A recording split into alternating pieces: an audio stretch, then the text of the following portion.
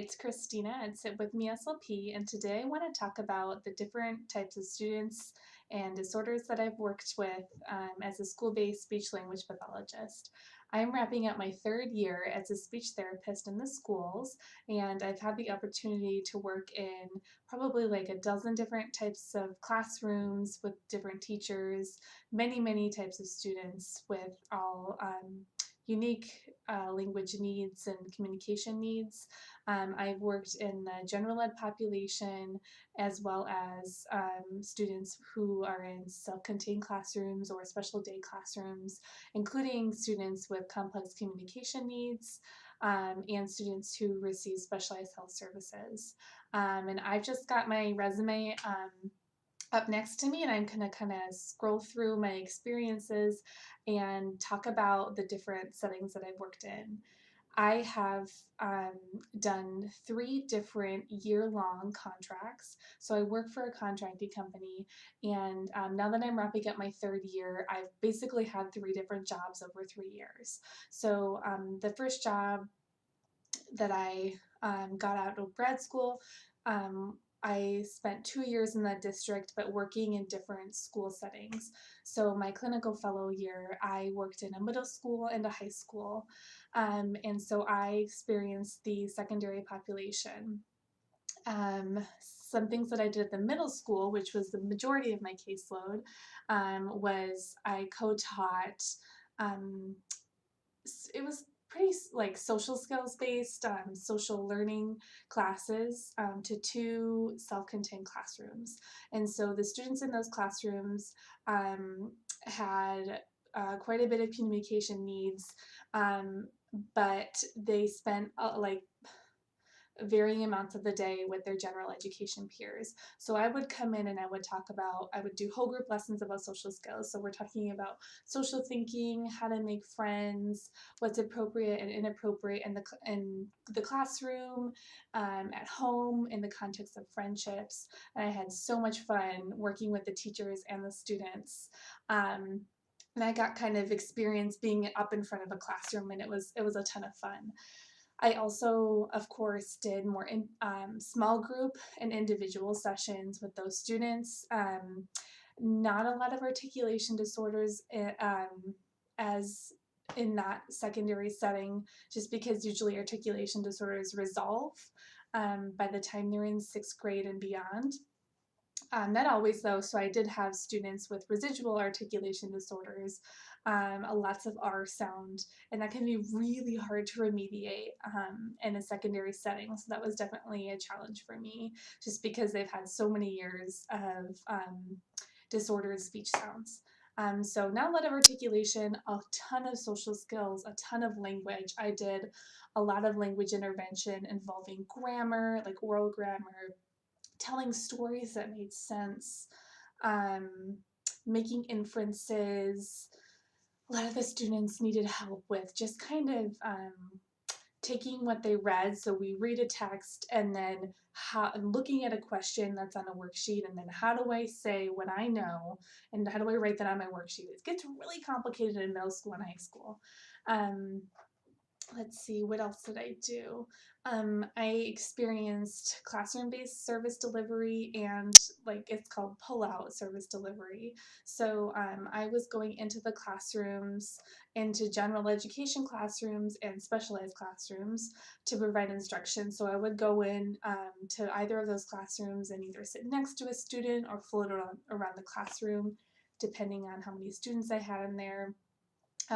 So that's the kind of my classroom, and that also, includes my whole group lessons that I did. That's classroom-based service delivery. I also would do what's called pull-out services, where I saw students in small groups in my office, and that's a much more private environment where I can control the lessons, whereas in classroom-based service delivery, I'm just following along with what the teacher is doing and scaffolding instruction. Let's see. Still lots of evaluations in that setting. Every student in a general education setting who has an IEP needs a reevaluation every 3 years. So I was still doing evaluations at that level for language, kids with autism, kids with intellectual disability. I didn't do the evaluations for those things, but just with communication within those eligibilities. Um, okay, that kind of is a summary of my clinical fellowship year. I did work in the high school. I was there 1 day a week. So it was only 20% of my time. Still had tons of fun there. The activities that you do in a high school are just so functional. A lot of the students are, in my job, were in specialized classrooms, so they were receiving special education instruction for most of their day, and I got to be really creative with the teachers and do a lot of language intervention and a ton of social skills intervention, not a lot of articulation at that level. Um, and that's kind of a summary of middle school and high school for me. So after I completed my clinical fellowship, I went back and worked for the same district for my second year, but this time at an elementary school. So I served a huge K-5 elementary school, and also a little tiny charter school was thrown in there too. Um, I was the case manager for many, many students, about 60 over the whole year, which meant that they qualified for special education under communication services only. And so I was scheduling their IEP meetings, um, running the meetings, and doing a lot more paperwork than it was that first year. There's students in the secondary setting generally have a different eligibility where they would be case managed by a special education teacher. So my second year was a lot of paperwork. It was a steep learning curve managing all the information. Honestly, that's a huge part of the job as an elementary SLP. But for the therapy, it was a lot of articulation therapy, a lot of language therapy with social skills intervention thrown in there. I'm trying to think of a number. It was probably like 40% articulation, 40% language, 20% social skills, and what am I at? 40, 40, 20. And I think that adds up to 100 and then takes them out of there. And I've got a couple fluency students. I don't think I had any students with voice disorders. Um, I experienced most of my population having some level of second language exposure. I think over half of the students at the school were identified as Latino.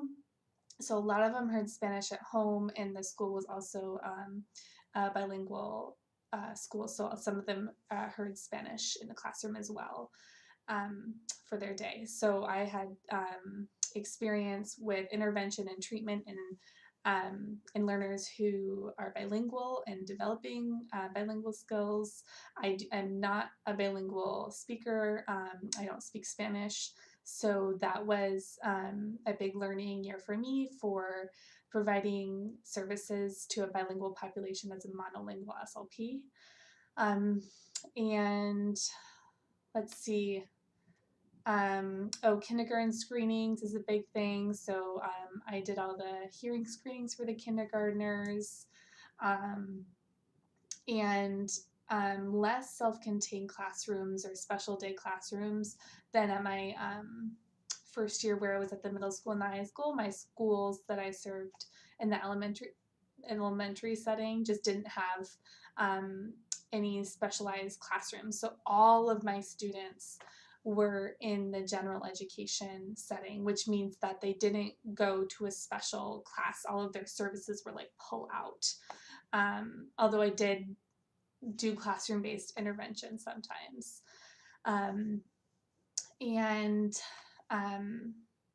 definitely, just looking at my resume, you're definitely a lot of linguistically diverse students. I didn't just have students who spoke Spanish at home. I had Spanish, Russian, Marshallese, Hmong, and so it was a really fun year. I learned a lot. Definitely very different than the secondary setting I worked in for the first year. So that's kind of the population that was my second year. Now that I'm wrapping up my third year, it's again very different than my first and second years. So I am serving all specialized classrooms. I have 5 classrooms, and most of the students have complex communication needs. This means that they often use some sort of alternative or augmentative communication to communicate, and they have varying levels of communication abilities.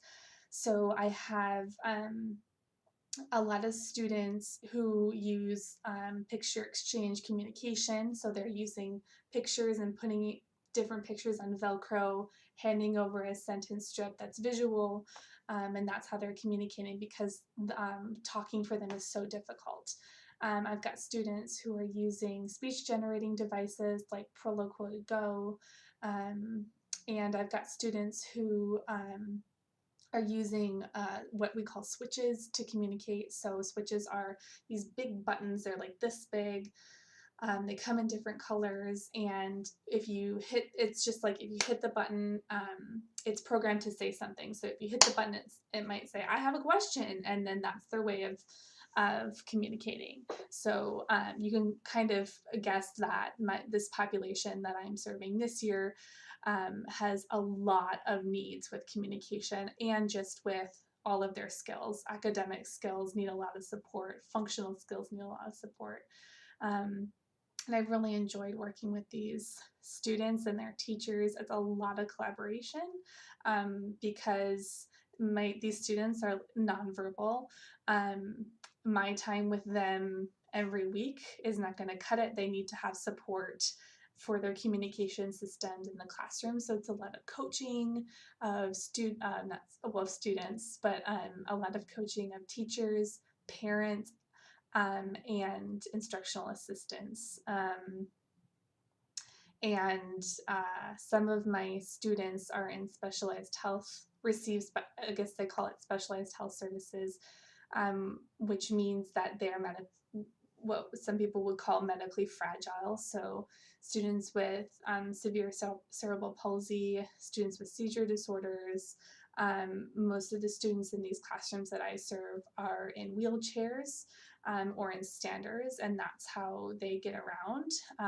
Many of my students in these classrooms struggle with alertness and being awake when they're at school.